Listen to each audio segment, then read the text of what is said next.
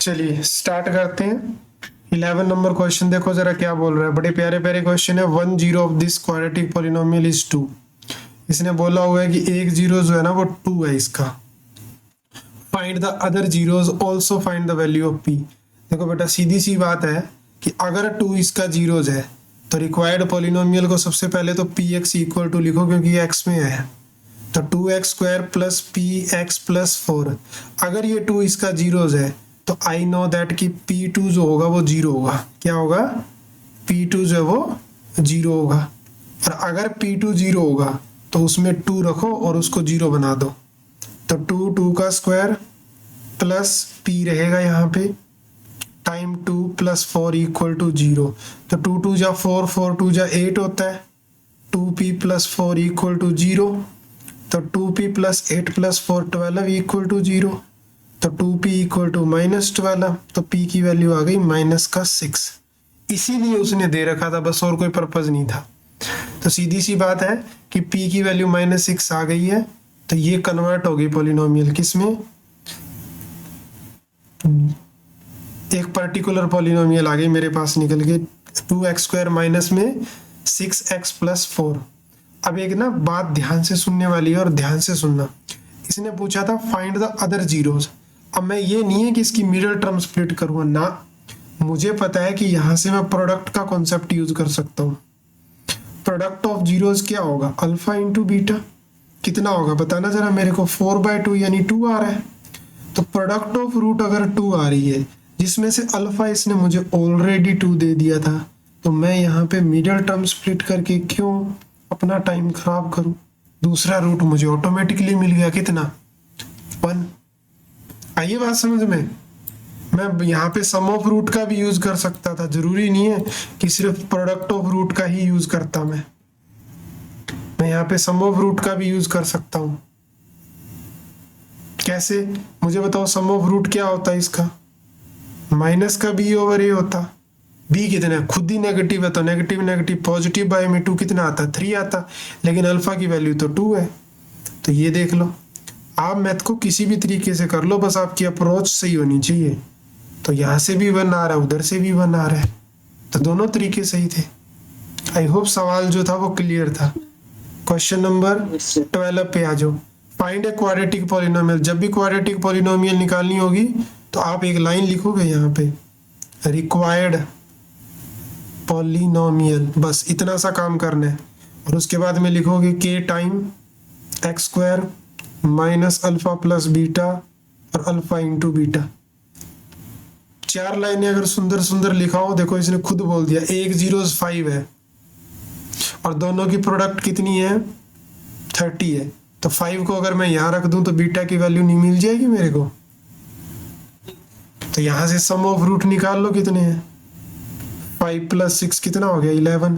Product उसने पहले ही दे रखी है, सम मैंने निकाल लिया अपने माइंड से कॉन्सेप्ट का यूज करके। लगाओ इसको साइड में और लिखो वहां पे क्या? पर सम ऑफ रूट कितना? 11। तो 11x हो जाएगा और प्रोडक्ट कितनी है? 30। अब देखो बस वही है, लेट कर लो कि को 1 मान लो यहाँ पे। तो पॉलिनोमियल क्या आ गई? px is equal to x² minus 11x plus 30। हो गया सवाल कंप्लीट। छोटे छोटे सवाल थे, बहुत ही ज्यादा। चलो आगे वाले क्वेश्चन की तरफ मूव करते हैं। Find a quadratic polynomial whose zeros. अभी वही था, बैक ले आता हूं मैं ताकि मेरे को ज्यादा लिखना ना पड़े। इसको रफ कर देंगे, इसको रफ कर देंगे, इसको रफ कर देंगे, इसको रफ कर देंगे। बस यही लाइन दोबारा से लिखनी थी। अल्फा 3 दे रखा है, बीटा की वैल्यू -5 दे रखी है। अल्फा प्लस बीटा की वैल्यू हो जाती 3 - 5 - 2। अल्फा इंटू बीटा की वैल्यू हो जाती 3 इंटू -5 माइनस का 15। ये सारी वैल्यू इसमें पुट कर दो, आंसर मिल जाएगा।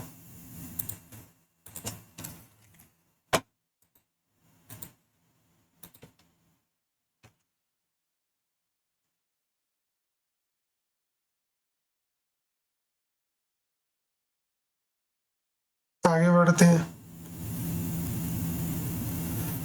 फाइंड द क्वाड्रेटिक पॉलिनोमियल जिस, अब वही सेम टू सेम चीज आ गई। क्वाड्रेटिक पॉलिनोमियल अभी बताइए कैसे लिखनी है।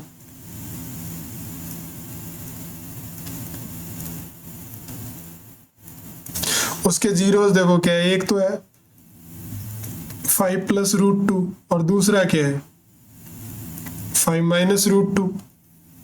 अल्फा प्लस बीटा करोगे साफ साफ दिख रहा है, रूट रूट कट जाएंगे, 10 बन जाएगा। और अल्फा इंटू बीटा करोगे तो एक बार प्लस और एक बार माइनस है, तो कौन सी आइडेंटिटी लगेगी, ए प्लस बी ए माइनस बी। 25 माइनस 2 कितना हो जाएगा 23। अब क्या प्रॉब्लम है तुम लोगों को प्लस सम ऑफ रूट और प्रोडक्ट ऑफ रूट की वैल्यू यहाँ पुट करने में, कोई प्रॉब्लम नहीं है, इतना इजी क्वेश्चन है। Question number 15 most important question, exam में पक्का पूछा जाएगा। एक पॉलिनोमियल है तुम्हारे पास P X is equal to A X square minus में 6x माइनस का 6, एक रूट दे दिया इसने तुम्हें 4 है, तो अल्फा की वैल्यू 4 है। अगर ये उसका रूट अच्छा प्रोडक्ट ऑफ जीरोस है क्या, ठीक है ठीक है ठीक है ठीक है ठीक है ठीक है ठीक है ठीक है ठीक है। प्रोडक्ट ऑफ जीरोस है कितनी 4। हमें तो पता है कि product of zero c by a होगा, तो c कितना है माइनस का 6 और a की वैल्यू यहाँ पे a ही है, लेकिन उधर तो 4 के इक्वल है। तो यही चीज अगर 4 के इक्वल है तो a का वैल्यू कितना आ रहा है यहाँ से 6 बाय 4। तो अगर सिंप्लीफाई करूं तो a का वैल्यू आ रहा है माइनस का 3 बाय 2। तो पॉलिनोमियल क्या बनेगी, पॉलिनोमियल बनेगी माइनस का 3 बाय 2 एक्स स्क्वायर माइनस में 6x माइनस में 6।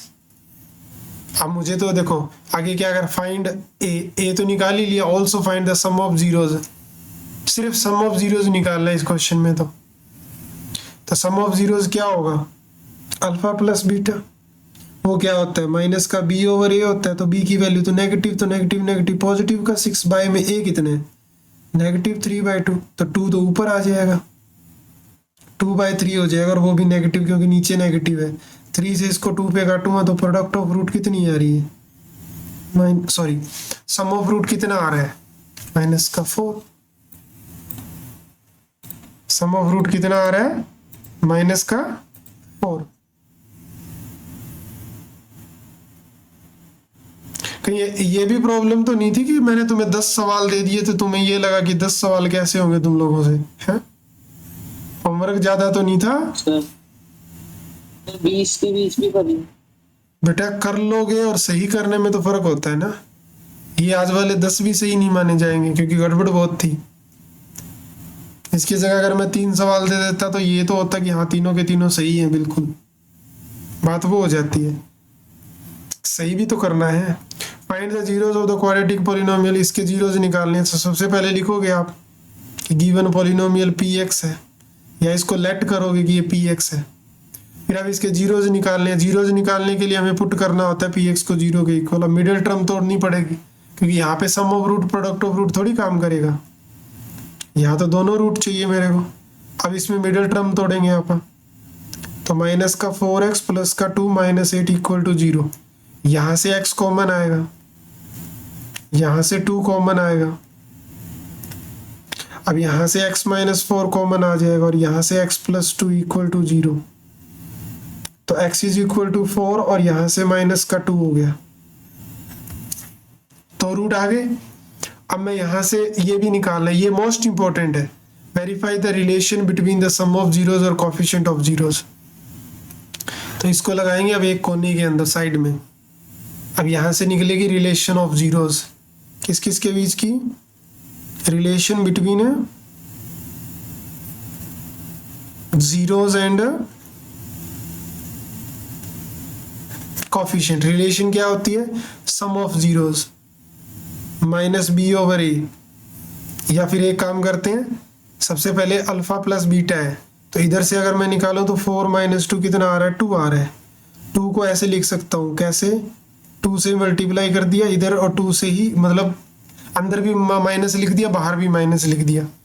अब ये माइनस का 2 क्या है अंदर वाला, कॉफिशिएंट किसका, एक्स का, और ये नीचे वाला 1 क्या है, देखो यहाँ पे 1 है, तो कॉफिशिएंट ऑफ एक्स स्क्वायर। तो सम ऑफ रूट जो आ रहा है वो इसके इक्वल आ रहा है माइनस बी ओवर ए के, तो इट मीन वेरीफाई हो गया। प्रोडक्ट ऑफ रूट, हाँ अगर सीधा माइनस बी बाय ए लिखे तो गलत माना जाएगा? नहीं नहीं गलत नहीं माना जाएगा, बट थोड़ा सा अगर तुम ऐसे करके लिखते हो तो नंबर के चांसेस और अच्छे हो जाते हैं कि आपको पता है कि बी क्या है और ए क्या है।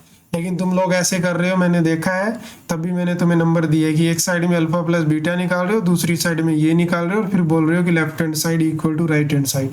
ठीक है, वो भी लिखने का देखो अलग अलग बुक में अलग अलग तरीका मिल रहा है लिखने का इसका, तो हम कोई पर्टिकुलर एक वे को फिक्स नहीं कर सकते। तो तुम्हारा ये वाला भी तरीका सही है, और ये भी बेस्ट ही है कि हम ये चीज़ें लिखेंगे, क्योंकि बुक में जो कॉन्सेप्ट है ना, कॉन्सेप्ट के अंदर ये वाली चीज़ दे रखी है कि आप ऐसे मेंशन करो कि पहले आपने सम निकाला, उसी सम को इतना आया, उसी को आप थोड़ा सा ऐसे करके आप ये लिख पा रहे हो, तो इट मीन कि आप ये बोल पा रहे हो कि अल्फा प्लस बीटा बराबर आ रहा है किसके, माइनस बी ओवर ए के।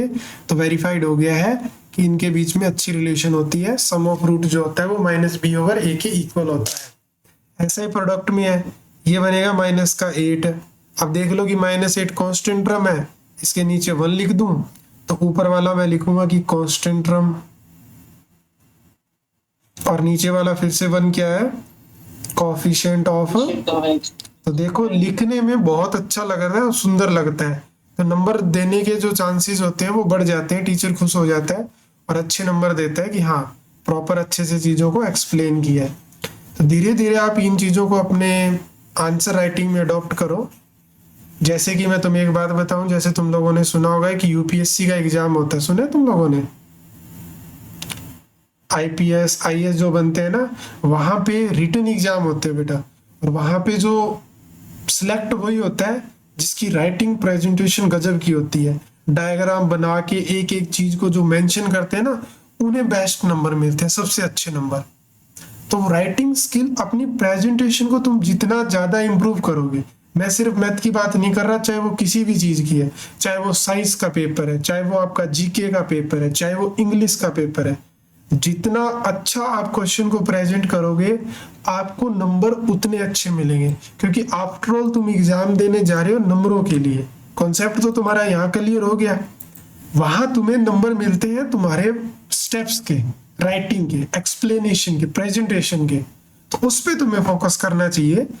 एक बार तुमने कॉन्सेप्ट सीख लिया, अब जब भी क्वेश्चन करो उस क्वेश्चन में ये सोच के बैठो कि ये वाला क्वेश्चन कर रहा हूँ तो मैं इसमें ये चीज थोड़ी सी और ऐड करता हूँ, ताकि मेरा राइटिंग जो है, आंसर राइटिंग जो है वो गजब का एक्सप्लेनेशन में आए और मुझे अच्छे नंबर मिले। अगर मैं कहीं पे पिछली बार इक्वल का साइन नहीं लगा रहा था, सर ने बोला था लगाना है, तो फिर अब की बार मैं हर स्टेप के ऊपर एक इक्वल का साइन साथ लेके चलता हूँ ताकि अच्छा लगे आंसर। आई होप मेरी बात तुम्हें समझ आ रही है। तो हर जब भी नया काम करो, जैसे मैं अब कल होमवर्क दूंगा, तो फोकस करो उसके अंदर कि पिछली बार जो किया था उससे थोड़ा सा और बेटर आंसरिंग कर पाओ। टाइम उतना ही लगता है, टाइम ज्यादा नहीं लगता, टाइम उतना ही लगता है, बट ये सोच के थोड़ा सा किया करो कि आंसर राइटिंग थोड़ी सी और अच्छी इंप्रूव करें हम, ताकि नंबर अच्छे मिले। Find zeros of the polynomial, देखो ये तो सेम क्वेश्चन है, तो मैं करवा नहीं रहा, वही जो अभी किया था। ये देखो फिर से वही क्वेश्चन है सेम, इसमें भी रिलेशन ही निकालनी है, तो ये भी मैं नहीं करवा रहा, दोनों क्वेश्चन सिमिलर है तो मैं नहीं करवा रहा। आगे वाला भी सिमिलर है, हाँ एक करवा देता हूँ मैं, लास्ट वाला 20 वाला वो डिफरेंट है, बाकी ये मैं तुम्हें होमवर्क में दे दूंगा तो वहां कर लेना तुम लोग।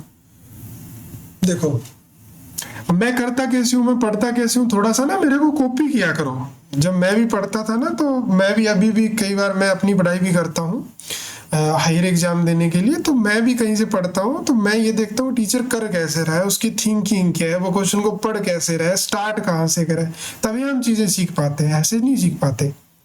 तो जो सामने वाला वो कैसे कर पा रहा है, उसने कैसे स्टार्ट किया, उसने कैसे समझा, उसने क्या अज्यूम करा, क्यों करा, इन चीजों के आंसर हमारे दिमाग में होनी चाहिए। If the sum of the zeros of this polynomial is 1, देखो सम दिया है तो सीधी सी बात है कि उसने अल्फा प्लस बीटा की वैल्यू 1 दे दी। अब मैं लिखूंगा पॉलिनोमियल को, px इज इक्वल टू के स्क्वायर माइनस में 14, एक्स स्क्वायर माइनस में 2x माइनस में 12। ठीक बात है। अब यहाँ से सम ऑफ रूट उसने दे दिया, हम तो जानते हैं, तो ये बात हम लिखेंगे। क्या जानते हैं? We know that. क्या जानते हैं भाई? कि जो सम ऑफ रूट होता है वो तो माइनस का b ओवर a होता है।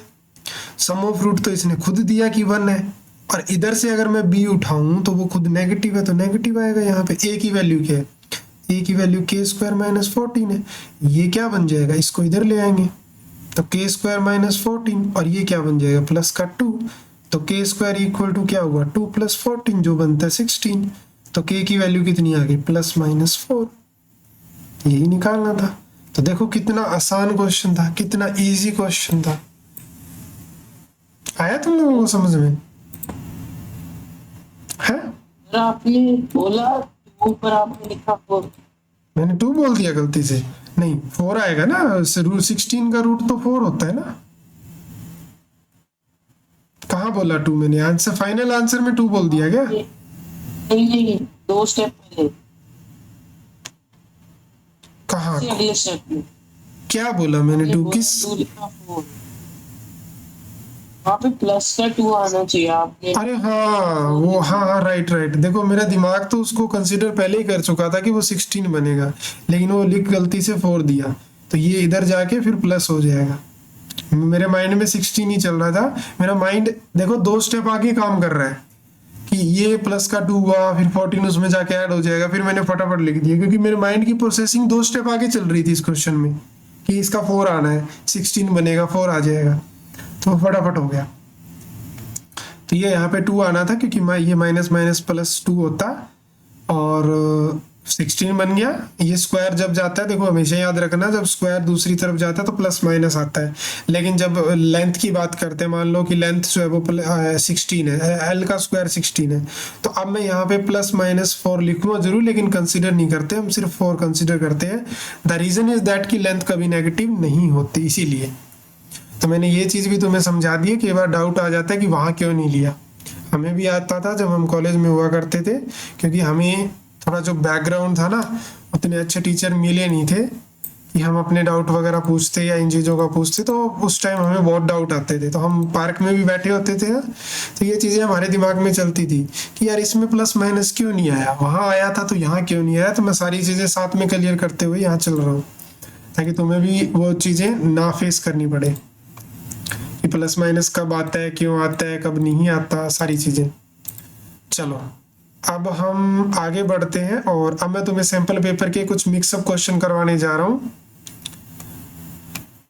एक सेकंड, मिक्स क्वेश्चन क्या करवाऊँ मैं तुम्हें? मुझे लग रहा है कि पहले होमवर्क दिया था, उसमें तुम्हारी गड़बड़ थी ना पावनी? गड़बड़ थी ना? पिछले होमवर्क में गड़बड़ थी ना तुम्हारी?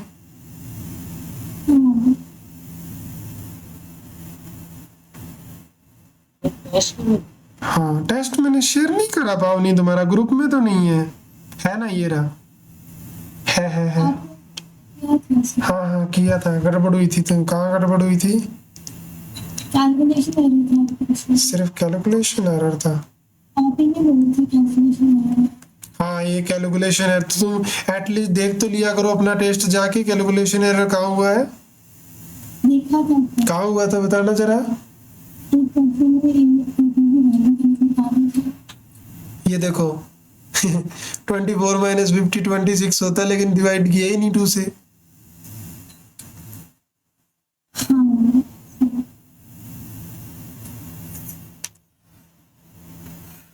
इसका मतलब तुम मन नहीं था तुम्हारा इस टेस्ट को करने का। एक ही गलती थी। ये गलती क्यों थी? ये क्या है? कैन यू एक्सप्लेन मी कि ए की वैल्यू 4 कैसे आ गई जब यहाँ 40 लिख रही हो? तो ये 4 कैसे लिखा तुमने यहाँ पे? सर वो भी गलती। अभी तो कह रही थी एक ही गलती थी, अभी कह रही होगी गलती। सर गलती होती है, इंसान गलती हो गई, ठीक कर लिया। ठीक कहा कर लिया? तुम लोगों को अलाउड नहीं है ना गलती। रीजन इज दैट कि एग्जाम दे के आना है, और फिर गलती हो जाएगी तो नंबर नहीं बनेंगे। तो फोकस कर रहे हैं गलतियों के ऊपर। इंसान है, गलती होती है, मेरे से भी होती है, लेकिन एग्जाम देते टाइम अगर गलती होगी तो फिर हमारी मेहनत खराब होगी ना, फोकस करना भी इनके ऊपर। मैं ये कह रहा हूँ कि 40 की जगह 4 कैसे लिखा गया, तो नेक्स्ट टाइम से ध्यान से कि मैंने लास्ट टाइम ये गड़बड़ करी थी, तो मेरे को डाटा लिखते टाइम बहुत केयरफुली देखना है। तो इन चीज़ों को आगे से ध्यान रखना है, ठीक है। और डी की वैल्यू, अच्छा ये क्या लिखा है, प्लस का 3 लिखना चाह रही हो या माइनस का 3 है? उधर प्लस इधर माइनस। यही तो, यहाँ माइनस का 3 डाल रखा है। इधर माइनस लिखा और उधर प्लस का 15 लिखा।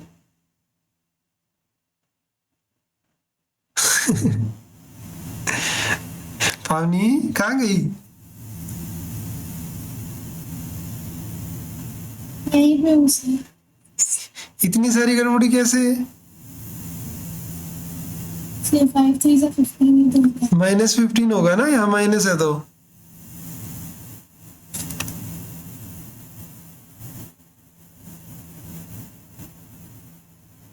ये तो गोलमोल हो गया पूरा क्वेश्चन ही।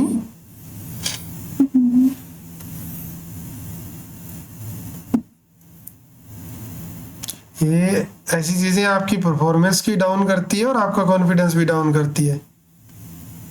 फिर मन में ऐसे आना लग जाता है कि यार कितना ही कर लें, नंबर नहीं आ रहे, तो फिर वो गड़बड़ हो जाती है।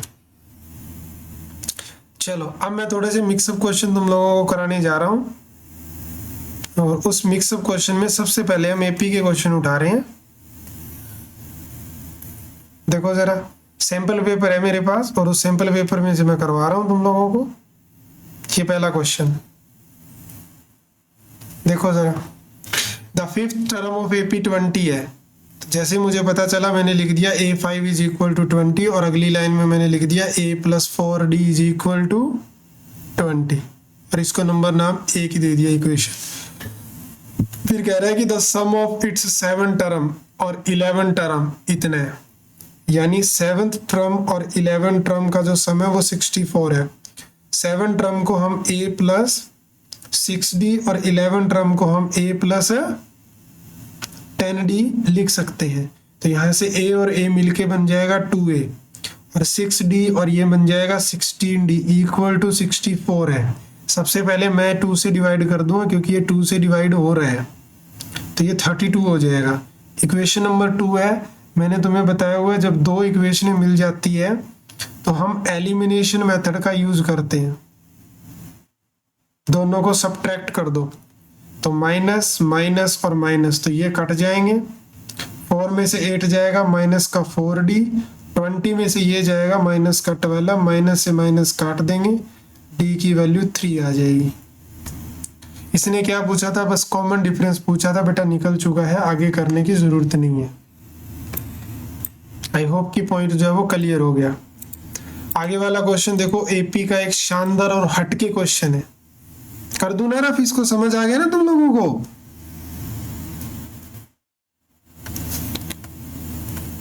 देखो एपी का शानदार क्वेश्चन कह रहा है कि AP + AP + 2Q को आप प्रूफ करो कि 2 टाइम A + PQ होता है।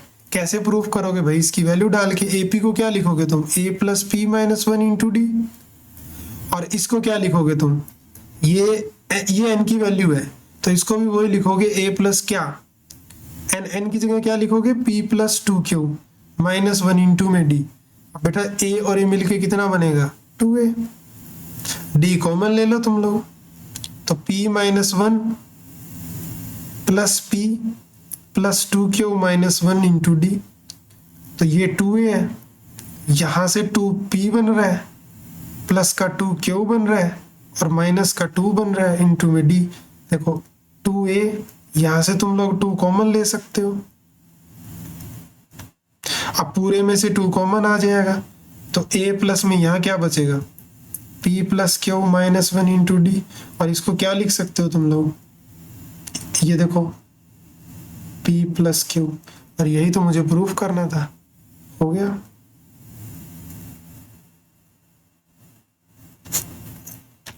ये लास्ट वाला स्टेप इसलिए है, कौन सा नहीं है बताओ? लास्ट वाला।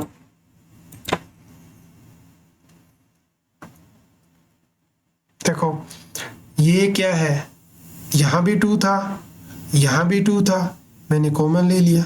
कॉमन लेने के बाद क्या बचा? a plus P plus Q minus 1। अगर मैं इसको n मानूं तो ये first plus n minus 1 into D क्या लिखते हो? an लिखते हो। n क्या है? p plus Q. अब आ गया समझ में? सर ठीक है, आगे वाला क्वेश्चन देखो, इंपॉर्टेंट क्वेश्चन था, एग्जाम में पूछा जा सकता है ऐसा प्रूफ वाला क्वेश्चन, तो गोलमोल नहीं होना कि वहां की ये क्या आ गया, ऐसा नहीं करना। If the sum of the first n term, n term का सम कितना है? n स्क्वायर है। ये क्वेश्चन मैंने तुम लोगों को करवाया हुआ है। फाइंड द 10th टर्म बताओ, यानी ये मुझसे a10 पूछ रहा है। तो a10 निकालने के लिए क्या क्या चाहिए? पावनी बताएगी। अगर तुम्हें a10 निकालना है तो तुमको किस चीज की नीड है? सर ए और डी। ए और डी की। और मैंने तुम्हें बताया था कि जब Sn दिया होता है तो जो S1 होता है वो A1 के इक्वल होता है, और S2 जो होता है वो A1 प्लस A2 के इक्वल होता है। और जब आप S2 में से S1 को कम करते हो तो आपको A2 मिलता है, और जब तुम्हें A1 और A2 मिल जाएगा तो दोनों को डिफरेंस करोगे तो D मिल जाएगा। तो S1 कैसे मिलेगा? जब आप n को 1 पुट करोगे। तो अगर हम यहाँ पे 1 पुट करते हैं तो 1 आएगा, और जब आप n को 2 पुट करोगे तो आपको S2 मिलेगा। कितना? 2 का स्क्वायर यानी 4। और जब S2 माइनस में S1 करोगे तो 4 माइनस 1 यानी 3। तो ये किसके इक्वल है? A2 के। ये किसके इक्वल है? A1 के। तो D कैसे मिलता है? D मिलता है A2 माइनस A1 करके। तो 3 माइनस में क्या कम करना है? 1 करना है। तो D कितना आ गया? 2। मुझे बताओ कि ये समझ में आया कि नहीं आया ये सारी चीजें?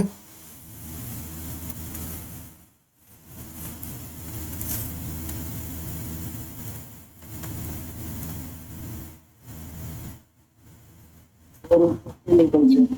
हाँ, ऊपर से कैसे निकला? कौन सा स्टेप ऊपर से निकल गया? ऐसा तो कोई रॉकेट साइंस मैंने समझा ही नहीं। S1 मैंने कहा A1 के इक्वल होता है, मतलब S1 फर्स्ट टर्म का सम होता है, S2 दो टर्म का सम होता है। अगर तुम लोग इसमें से इसको कम करोगे तो A1 से A1 कट जाएगा, क्या बचेगा? A2 बचेगा। तो S1 कैसे मिलेगा? जब n की वैल्यू 1 रख देंगे। और S1 किसके इक्वल होता है? A1 के इक्वल होता है। तो पहली टर्म मेरे को कितनी मिली? 1 मिली। S2 कैसे मिलेगा? जब n को 2 रखेंगे तो S2 is equal to 2 square यानी 4। अगर मैं S2 के अंदर से S1 को कम कर दूंगा तो मेरे को 3 मिल रहा है, और 3 क्या है? A2 यानी सेकंड टर्म। और जब मैं सेकंड टर्म में से फर्स्ट टर्म को कम करूंगा तो 3 में से 1 को कम करा, यहाँ 3 था, यहाँ 1 था, तो 3 में से 1 को कम करा तो कितना मिला? 2 मिला। आ रही बात समझ में? अब मेरे पास A भी और मेरे पास D भी है। मेरे पास A भी और मेरे पास D भी है, तो बस यहाँ रख दो। A10 निकालना था। A10 क्या होता है? A plus 9D। तो A का वैल्यू कितना है? फर्स्ट टर्म 1 है, और 9D कितना है? 2 है। तो 1 प्लस 9 2 जा 18 होता है। तो कितनी आ गई 10th टर्म? 19। है किसी को समस्या क्या इस क्वेश्चन में? अब नो सर। और ये क्वेश्चन 2 नंबर में डाले हुए हैं AP के, सिर्फ 2 मार्क्स में। 2 क्वेश्चन मैं करवा देता हूं तुम्हें फर्स्ट चैप्टर के।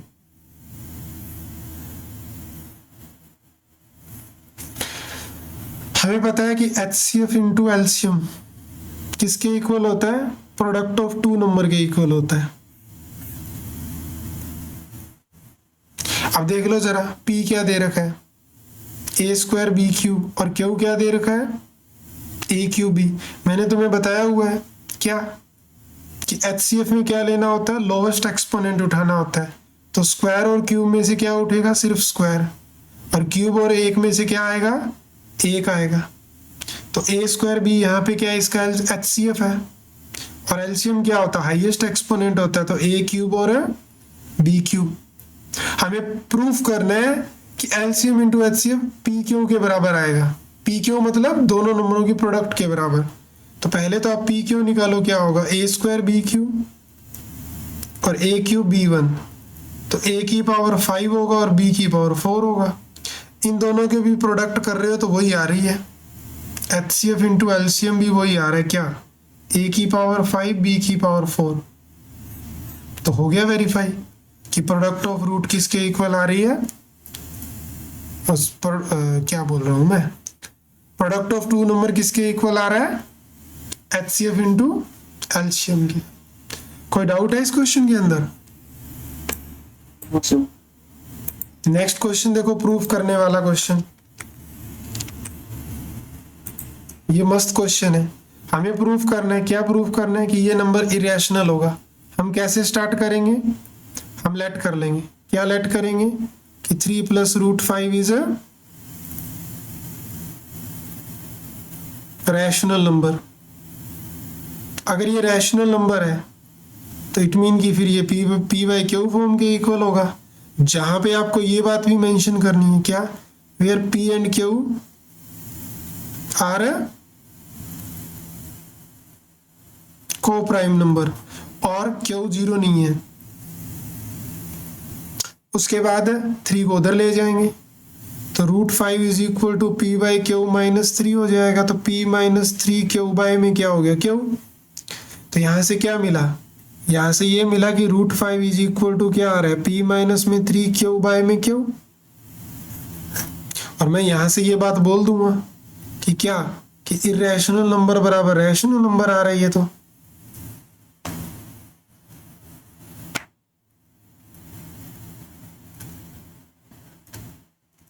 which is not possible, which is not true। अगर ये ट्रू नहीं है so this implies कि √5 not equal to p - 3 Q by में क्यू। so this implies कि 3 + √5 is a कैसा नंबर हो गया वरीनियर? इरेशनल नंबर हो गया। कॉन्ट्राडिक्शन आ गई जो हमने माना था उसके। तो कैसा नंबर हो गया ये एक इरेशनल नंबर हो गया। क्वेश्चन समझ आया अच्छे से? चलो आज के लिए इतना ही, बाकी करेंगे नेक्स्ट क्लास में। ये मैंने पेज नंबर 130 तक जो सैंपल पेपर था उसमें से क्वेश्चन करवाए हैं। मिक्सअप प्रैक्टिस करो भाई, मैं तुम्हें नेक्स्ट क्लास में सैंपल पेपर ही करवाने वाला हूँ, तो जिसमें से हम चैप्टर नंबर 1 से लेके 5 तक के क्वेश्चन पिकअप करेंगे। ओनली 1 से लेके 5 तक जितने भी क्वेश्चन है, चाहे वो MCQ हो, चाहे वो 2 मार्क्स के क्वेश्चन हो, चाहे वो 3 मार्क्स के 4 मार्क्स के क्वेश्चन हो, ठीक है ना। चलिए मिलते हैं हम नेक्स्ट क्लास में। थैंक्स।